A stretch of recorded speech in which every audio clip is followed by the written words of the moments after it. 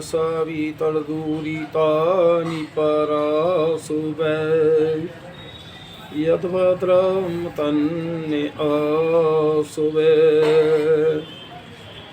आज का मेरा विषय रहेगा जीव ईश्वर संबंध। ये जीव आत्मा का और ईश्वर का संबंध क्या है, आर्यवेद दर्शन चैनल पर मेरा आज का विषय रहेगा। तो ये जीव आत्मा संबंध है क्या? देखिए, जीव आत्मा और परमात्मा का संबंध अनादिकाल से अनादिकाल तक रहेगा, ये कभी अलग नहीं हो सकता। हमारे संसार के जितने पिता पुत्र पति पत्नी सारे संबंध छूट जाते हैं, कोई पीछे से इनका संबंध नहीं है और आगे भी कोई संबंध नहीं रहेगा। लेकिन जीवात्मा का और परमात्मा का संबंध अनादिकाल से अनादिकाल तक रहेगा, ये कभी अलग नहीं हो सकता। तो आज की जो चर्चा इसी पर रहेगी मेरी। लोक संसार में मानव जो कार्य करता है दूसरे से संबंधित होकर करता है और अपने अकेले से कुछ भी कार्य संपन्न रूपेण नहीं कर सकता। तो देखिए, हम जगत में भी जो हम कार्य करते हैं वो एक दूसरे के सहयोग से ही करते हैं। तो यहाँ एक अनादिकाल से परमपिता परमात्मा का भी सहयोग है। संसार में जो व्यक्ति अपने से संबंधित लोगों को जानकर और उनसे उचित व्यवहार करता है वह सफल होता है। यदि गुरु शिष्य का उचित संबंध नहीं है तो विद्या नहीं सीखी जा सकती। जो स्वयं से भी उचित व्यवहार नहीं करना जानता वह सफल नहीं हो सकता। बहुत अच्छी बात आई है कि जो हम अपना स्वयं से भी जो व्यवहार सही न करें, ये आत्मा ही आत्मा का शत्रु है और आत्मा ही आत्मा का वो साथी है। आत्मा को आवश्यकता है ईश्वर की, ईश्वर आनंद की। देखिए, हम इस संसार में आनंद के पीछे ही तो दौड़ लगा रहे हैं। हमें धन से आनंद मिलेगा, लेकिन आनंद तो परमपिता परमात्मा के ही पास है। तो इसलिए आत्मा ही आत्मा का बंधु है। बंधु माने मित्र है। आत्मा का मतलब होगा आत्मा का बंधु का कि जो आत्मा कर्म करती है, अच्छा या बुरा वैसे फल को प्राप्त होती है। तो कहीं आत्मा आत्मा का बंधु भी मित्र भी हो जाती है और शत्रु भी हो जाती है, वही शत्रु भी है। ईश्वर और जीव का संबंध पिता पुत्र माता पिता संबंध है। तुम ही न पिता वसो, तुम ही माता सतः कृतो वभो विधय। यदि इसको समझते हैं तो योग में सफल होंगे। इसका मतलब है कि वो परमपिता परमात्मा ही हमारा माता है, पिता है, गुरु है, आचार्य है, राजा है, सभी कुछ वो है। यदि इसको नहीं जानते या ईश्वर से अयोग्य संबंध जोड़ते हैं तो विफल होंगे। लोक के माता पिता से ईश्वर का मातृत्व और पितृत्व अधिक है। मतलब लोक के माता पिता से जो ईश्वर का है वो बहुत अधिक है संबंध। लोक में अच्छे धार्मिक पुत्र पुत्रियाँ अपने माता पिता से ठीक अच्छे संबंध रखते हैं, परंतु क्या उनके ईश्वर से भी ऐसे ही संबंध हैं? यदि नहीं तो विफल हैं होंगे। ईश्वर से तो नाम मात्र का संबंध रखते हैं। देखिए, ईश्वर की मैं बहुत लोगों से कहता हूँ भाई ईश्वर की भक्ति किया करो, जिसने परमपिता परमात्मा ने सारा संसार बनाया, हमें जन्म दिया है। तो लोग कहते हैं हाँ जी करते हैं। कई लोगों ने तो छोटे छोटे मंदिर बना रखे हैं, उनमें ही धूप बत्ती अगरबत्ती जलाई हाथ जोड़ करके, उनमें चित्र रखे मनुष्यों के। मैं कहता हूँ भैया कहीं ईश्वर का चित्र नहीं बन सकता। ईश्वर निराकार है, सब में सारे संसार के कण कण में व्यापक है। तुम उसकी संध्या किया करो। संध्या कहते हैं संधि को, संधि माने मेल। जब जीवात्मा ईश्वर का से मेल करे, उसी का नाम तो संध्या है, उसी के नाम भक्ति है, उसी के नाम प्रार्थना है। ईश्वर की सत्ता में संशय या भ्रांति होगी तो उसके साथ उचित व्यवहार क्या करोगे? तो पहले हमें ईश्वर को जानना चाहिए। संशय दूर होने पर ही ईश्वर से संबंध जोड़ने की बात होती है। हम सिद्धांत में ईश्वर का और व्यवहार में टार्च का मूल्य अधिक समझते हैं। जब तक व्यवहार में ईश्वर के मूल्य का पता न लगे तब तक उससे संबंध नहीं जुड़ेगा। साधकों को शब्द व अनुमान प्रमाण से ईश्वर को मानकर और संशय दूर करके फिर अभ्यास से, प्रत्यक्ष प्रमाण से और अनुभव करना चाहिए। देखिए, पहले बहुत लोग कहते हैं जी मेरा तो मन नहीं रुकता। भाई मन पहले कहाँ रोकोगे, पहले ये तो समझ लो। लोग कहते हैं हम भक्ति में बैठते हैं, हमारा मन नहीं रुकता। मन जो हमारा कभी कहीं कभी कहीं कभी, भाई पहले जब ईश्वर को तो जानो, जहाँ मन को लगाना है तभी तो मन रुकेगा। जब ईश्वर को नहीं जाना तो मन को रोके कोई कहाँ। तो इसलिए व्यवहार में प्रयोग, निरीक्षण, परीक्षण करते रहना चाहिए। नाम और नामी का पता जिज्ञासु को होना चाहिए। नाम नामी का अर्थ व फल जानने से विद्या प्राप्त होती है। भाई पहले हम गुण कर्म स्वभाव को जानेंगे तभी तो हमें विद्या लाभ होगा उससे। हमारा पिता सर्वव्यापक ईश्वर ओम नाम वाला सर्वरक्षक है, सबका रक्षक करने वाला है, सब में व्यापक है। उसके बिना संसार टिक नहीं सकता। जड़ पदार्थ और प्राणधारी सब उसके सहारे टिके हुए हैं। देखिए, चाहे ये संसार के 5 तत्व अग्नि जल वायु आकाश पृथ्वी, वो भी सब जो है सब परमात्मा के आधार पे ही टिके हुए हैं। और जितने प्राणधारी हैं, मनुष्य लेकर के चींटी हाथी पंत, सारे प्राणधारी सब ईश्वर का ही सबको सहारा है। तो हम उस ऐसे परम पिता को नहीं भूलना चाहिए। उसका सुबह शाम बैठ करके चिंतन करें, प्रार्थना उपासना करें। नंबर 1, माता पिता, राजा गुरु। वेद में ईश्वर को जीव का स्वामी, सहायक, सुहृदय, मित्र, माता पिता, राजा और गुरु स्वीकार किया है। और लोक में यह जीव अपने बच्चों की रक्षा ईश्वर की सहायता से करता है। जो भी सारा सिस्टम संसार में चल रहा है, जो भी हम बच्चों की भी रक्षा करते हैं तो ईश्वर के सहयोग से ही करते हैं।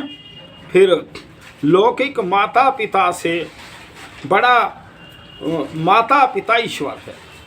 लौकिक माँ तो मोह अज्ञानता के कारण उल्टे काम करने वाले अपने बालक को भी सारी संपत्ति का मालिक बना देती है। परंतु ईश्वर ने यह धरती आर्यों को दी है। आर्य ईश्वर पुत्र हैं, निरुक्त में श्रेष्ठ आज्ञाकारी, ईश्वर के गुण कर्म स्वभाव को धारण करने वाले उद्यमी को दी, और अवज्ञाकारी अनाड़ी संतान को नहीं। पिता की आज्ञा अनुसार चलें तो पुत्र, वरना नहीं। क्योंकि ईश्वर हमारा माता पिता है, अतः यदि हम उसके विचार के साथ चलते हैं तो उसके पुत्र हैं, अन्यथा नहीं। ईश्वर के आदेश मानने पड़ेंगे यदि उसका पुत्र बनना चाहते हैं। देखिए, वो वास्तव में वेदों में आया है कि परमात्मा कहता है ये सारी संपदा, सारी सृष्टि मैं आर्यों को देता हूँ। और देखिए, आर्य कोई अलग सी जाति नहीं है। आर्य जो विशेष अच्छी बुद्धि वाले हैं या जवन करने वाले, परमात्मा का ध्यान चिंतन करने वाले, वो सब आर्य हैं। तो इसलिए भाई परमात्मा से पाना चाहते हो तो आर्य बनो। क्योंकि जब पहले ही आदेश दे रखा है वेद के अंदर कि मैं सारी सृष्टि का स्वामी, मैं आर्यों को बनाता हूँ, बन जाओ आर्य, खूब लाभ उठाओ सृष्टि का। तो इसलिए फिर दूसरे नंबर पर गुरु शिष्य व स्वामी सेवक संबंध। तो ईश्वर हमारा गुरु, हम उसके शिष्य हैं, ईश्वर स्वामी, हम सेवक हैं। तो उसकी आज्ञा आदेश हमारे लिए क्या है, तो उनका पालन हमें अवश्य करना चाहिए। ईश्वर के आदेश का पालन करना धर्म है, विरुद्ध चलना अधर्म है, अन्याय अविद्या अज्ञान है। ईश्वर सर्वयज्ञ सर्वशक्तिमान आनंद से परिपूर्ण होने से कभी भूल नहीं करता। ईश्वर परिपूर्ण है, अतः अपनी कमी पूर्ण करने हेतु कोई स्वार्थ का काम नहीं करता। जबकि लौकिक गुरु में ऐसी संभावना है। ईश्वर सर्वोपरि है, अतः उसका निर्णय अंतिम होगा। और जब कोई कहे कि ये अच्छा, कोई कहे वह बुरा, सो क्या अच्छा क्या बुरा, वह अंतिम निर्णय परम गुरु परमेश्वर का ही मान्य होगा। देखिए, इसमें बात आती है कि जब परमात्मा अंतिम समय में जीवात्मा का निर्णय करता है और अच्छे बुरे कर्मों का फल देता है, तो उसने ही पहले जब सृष्टि की रचना हुई, अभी पिछली वीडियो में मैं सृष्टि की रचना को बता रहा था। 1,96,8,53,123 वर्ष दुनिया बने हुए हैं। जब परमात्मा ने ये दुनिया का निर्माण किया, दुनिया बनाई, तो उस परम पिता परमात्मा ऋषियों की आत्मा वेद का ज्ञान भी दिया। ये मानव तो सृष्टि में कैसे चलेगा। लेकिन कारण क्या है कि हम सृष्टि में मनुष्य जन्म लेकर के और वो इसको अपना समझने लगता है, वो परमात्मा को भूल जाता है। तो यहाँ वो न्यायकारी परमात्मा ही तो है जो न्याय करता है, उसको हम भूल जाते हैं, इसलिए विपरीत दिशा में चले जाते हैं। और कई बार जब ये मनुष्य गलत कार्य करता है, पाप के कार्य करता है, तो इसको मनुष्य को जन्म दोबारा फिर नहीं मिलता। बहुत काल के बाद भोग योनियों में जन्म होता है, जब भोग करके फिर मनुष्य योनि में आता है। नंबर 3, उपास्य उपासक संबंध। ईश्वर भजनीय, उपासना करने योग्य है, ऐसा समझकर उपासना करते हैं तो हम उसका लाभ उठा पाएंगे। एक वैज्ञानिक और प्रकृति विकृति की उपासना यह मानकर करता है कि उससे मेरा पूर्ण कल्याण हो जाएगा, तो उन सांसारिक वस्तुओं को उपास्य मानता है। मतलब आज संसार में क्या है, जिनसे हमें लाभ दिखाई दे रहा है उनकी उपासना करते हैं, उनकी भक्ति करते हैं, और जिसने वो पदार्थों को बनाया है उसको हम भूले बैठे हैं। यही तो थोड़ा सा भूल का कारण है, जिनसे यह कामना कभी पूर्ण नहीं होती। चाहे कितना बड़ा वैज्ञानिक, धनवान, चक्रवर्ती राजा हो, चाहे प्रकृति विकृति के उपासक कभी पूर्ण सुखी नहीं रह सकते। हमने ये मान लिया है कि हमें धन में सुख है, तो इसलिए धन की दौड़ में ही ये मनुष्य बढ़ता जा रहा है। और मैं तो जब कॉलेजों में जाता हूँ तो तब मैं वहाँ टीचरों से भी कहता हूँ, आज शिक्षा में केवल ये तो पढ़ाया जाता है धनवान तुम कैसे बनोगे, लेकिन ये नहीं पढ़ाया जाता कि मनुष्य जीवन क्यों मिला है और हमें क्या कर्म करना चाहिए, क्यों आए हैं और हमें एक दिन यहाँ से जाना भी है। ये इतना अगर मनुष्य समझ लें सारे दुनिया के लोग, तो सारे झगड़े खत्म हो जाएंगे। ये तो संसार को ये मनुष्य जो है अपना मान रहा है, इसलिए इकट्ठा करने में लग रहा है, पाप पुण्य को जो है नहीं समझ रहा, इसलिए झगड़े बढ़ रहे हैं। संसार की उपासना में देखिए, जो हम संसार के धन वैभव और इसकी उसमें रात दिन लगे रहते हैं, 4 प्रकार का दुख है।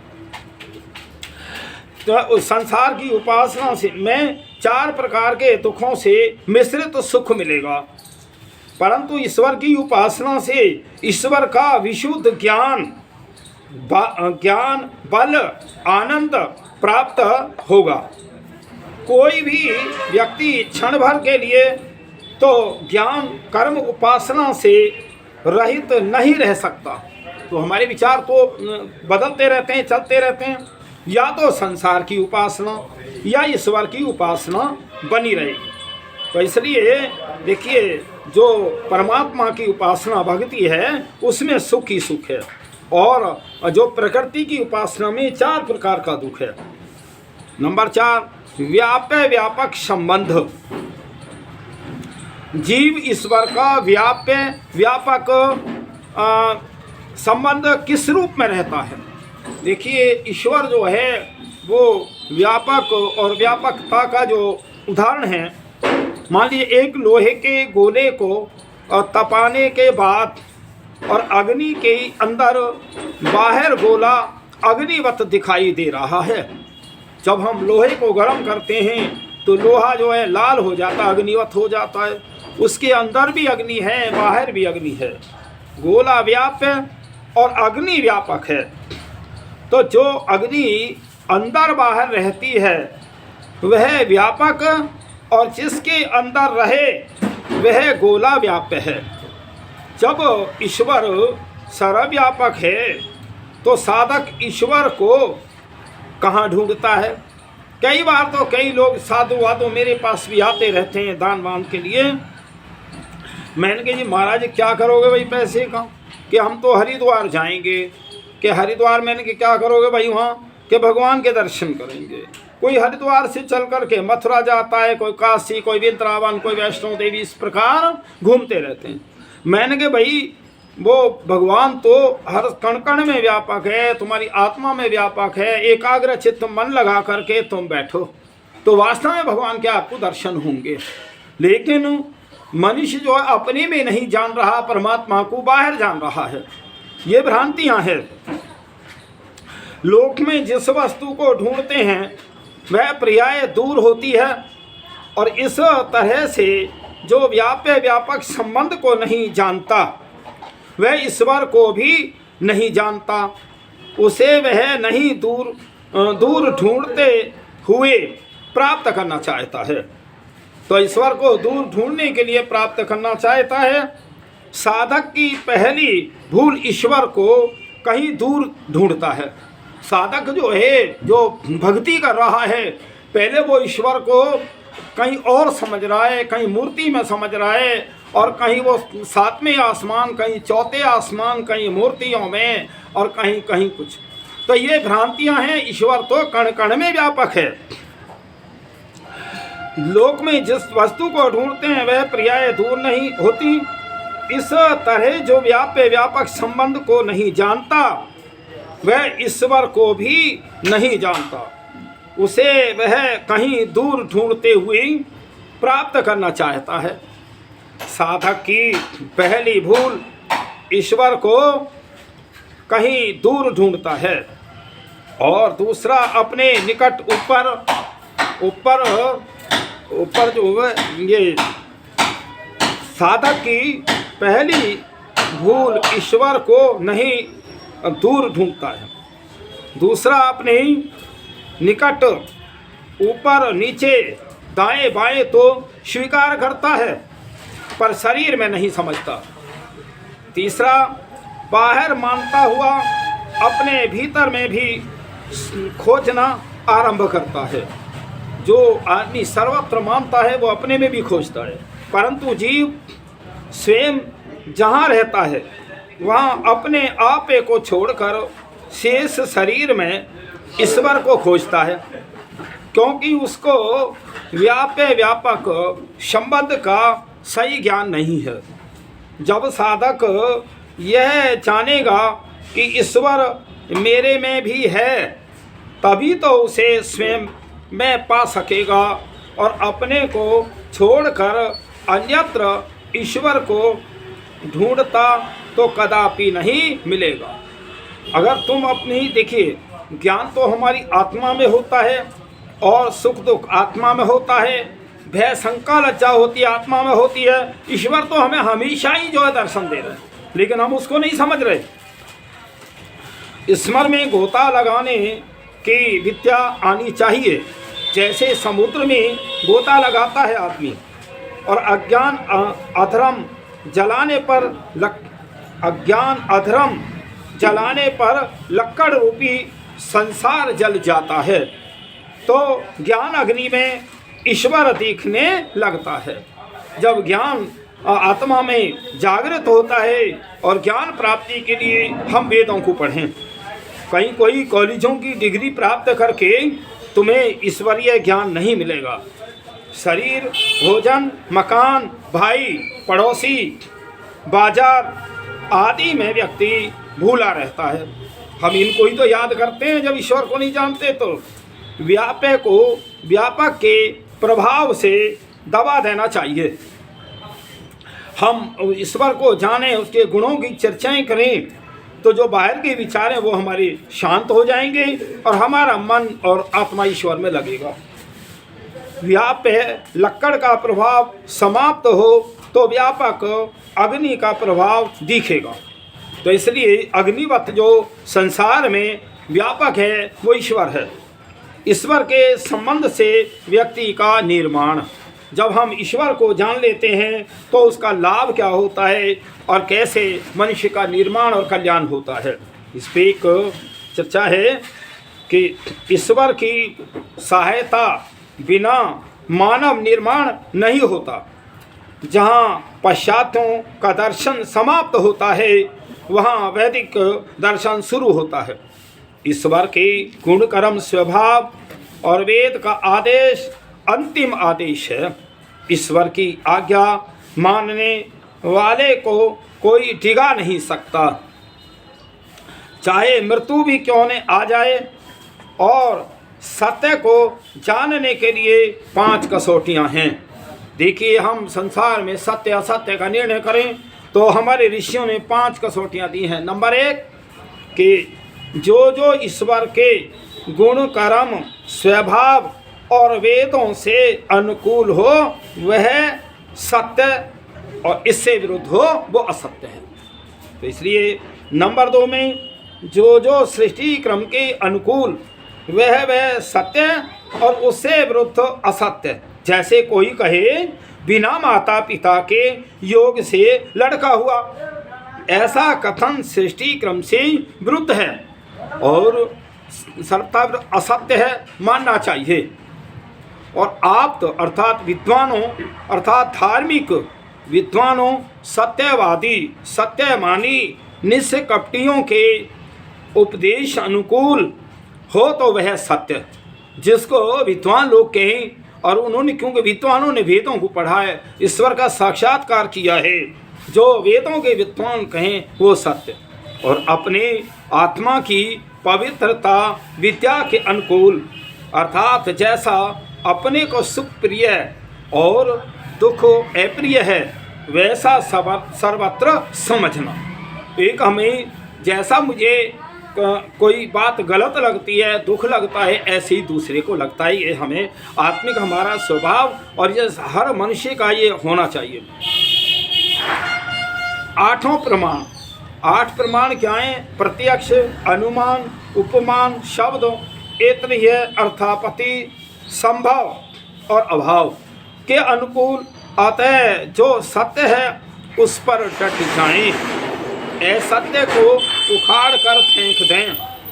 सत्य जानना मानना करना ही ईश्वर का काम है। हम ही सत्य पर चलेंगे, ईश्वर के निषेध को छोड़ेंगे और आदेश को मानेंगे। अपने कार्य से धन कमाएं और जो अपने झूठ छल कपट कुवासनाओं अविद्या चोरी आदि से संधि करता है वह दूसरों की चोरी आदि से भी संधि कर लेता है। तो अपने दोषों को दूर करें तो अन्य के दोष दूर हो सकते हैं। जब हमारा पिता माता पिता आचार्य ईश्वर है तो यह 2 मुट्ठी वाला मानव क्या हानि करेगा। सत्य कार्य को सिद्ध करो या मरो। तो इसलिए यहाँ बात आई है कि हमें जो ईश्वर की भक्ति करें और वेदों के अनुसार जो उसमें गुण कर्म स्वभाव ईश्वर का है, ईश्वर का आदेश है वेद का, और जो संध्या की विधि है उसी से हमें संध्या उपासना करनी चाहिए। और हमें उस ईश्वर के गुण कर्म स्वभाव जान करके मनुष्य अपने गुण कर्म स्वभाव बनाता है तो समझो कि आपकी प्रार्थना उपासना सफल। और ईश्वर जीव संबंध के बारे में आज जो मैंने विचार रखा है कि ईश्वर तो भाई व्यापक है, व्याप्य है, और हम जैसे जितना भी सारा संसार का पदार्थ सब में व्यापक हो रहा है, वो सबके कर्मों को देख रहा है, सबको जान रहा है, उससे छुप कर के कोई गलत कार्य नहीं कर सकता। वो कोई देखे या ना देखे तो, लेकिन ईश्वर सबको देख रहा है। कोई कहे इन धर्म मत पंथों के कारण ईश्वर को भुला दिया कि हमारे मत में ये ना है, हमारे धर्म में ये ना है, हमारे उसमें ये ना है। अरे धर्म तो सृष्टि के अनादि काल में जो ईश्वर ने बनाया है, मानव जाति कैसे सुखी रहे, धर्म तो वो है। और जितने अन्य आज धर्म नाम से जाने जाते हैं, ये जो मत पंथ हैं, कहीं मनुष्यों के नाम पे हैं, कहीं किसी के नाम पे हैं, कहीं पार्टी के नाम पे हैं, कहीं कुछ हैं, कहीं कुछ हैं। ये संसार के लोगों अपना जीवन नष्ट मत करो, तुम वेदों को पढ़ो और वेदों से ईश्वर को जानो, उसकी संध्या उपासना करो तो निश्चित तुम्हारा कल्याण होगा। और इसीलिए मनुष्य जीवन मिला है। मनुष्य जीवन हमें 4 फल की प्राप्ति के लिए मिला है। मनुष्य जीवन हमें धर्म अर्थ काम और मोक्ष के लिए है। देखिए, हम धर्म के अनुसार धन कमाएं और धर्म से जो कमाया हुआ धन है उसे खर्च करें, धर्म कार्यों में करें तो मुक्ति अपने आप मिलेगी। तो इसलिए लेकिन हम धन भी अधर्म कार्यों से करते हैं और अधर्म कार्यों में खर्च करते हैं तो मुक्ति तो नहीं मिल सकती ऐसे। तो इसीलिए संसार के लोग सोचो, अपने को जानो, ये मनुष्य जन्म क्यों मिला है, ये सोचो। ऐसा नहीं, खाने पीने के लिए तो अनेक जो भोगी योनियों में भी सारे जीव जंतु खाते पीते हैं। मैं अन्य जब प्राणियों को देखता हूँ तो वो बहुत जो है परेशान, ऐसी सर्दी में खम्भों पे उछलते कूदते बंदर जो है और घूम रहे हैं बेचारे भूखे प्यासे, और कहीं से मिल गया झपट के तो चोरी चारी से ले लिया। तो इसलिए ये आत्मा उनमें भी हमारे जैसी है और हम में भी आत्मा ऐसी है। लेकिन फर्क क्या है, ये मनुष्य जीवन जो है हमारे अच्छे कर्म रहे, परमात्मा ने हमें मनुष्य का जन्म दिया, उनके गलत कार्य रहे उन्हें भोग योनियों में जन्म दिया। इसलिए मनुष्य योनि कर्म योनि है और अन्य योनि भोग योनियाँ हैं। इन सब पे जो विचार किया करो, वेदों को पढ़ा करो, वेद एक ईश्वरीय ज्ञान है, ईश्वरीय वाणी है। और मैं सभी से एक बात और कहता हूँ, जो मेरी वीडियो को सुना करें वो वीडियो को लाइक ज़रूर किया करें, ताकि यार दूसरों को जो वेद का ज्ञान है जो मैं बताता हूँ वो दूसरों को भी बताया करें। दूसरी बात ये है, मैं फ़ोन पे किसी अपनी वीडियो का उत्तर नहीं दूंगा। मेरे वीडियो में स्वयं ही उत्तर होते हैं। 1 बार 2 बार 4 बार 10 बार खूब सुने, अपने आप उत्तर समझ में आ जाएंगे। 9 वर्ष की वीडियो को मैंने एक जो है मन मंत्रों से एक उसको मैंने गणना के हिसाब से बताया है। फिर 9 वर्ष को जो है आप जान लें कि 9 वर्ष कब से है और कब तक रहेगा। और मैं इतना ही कह करके ओम शम।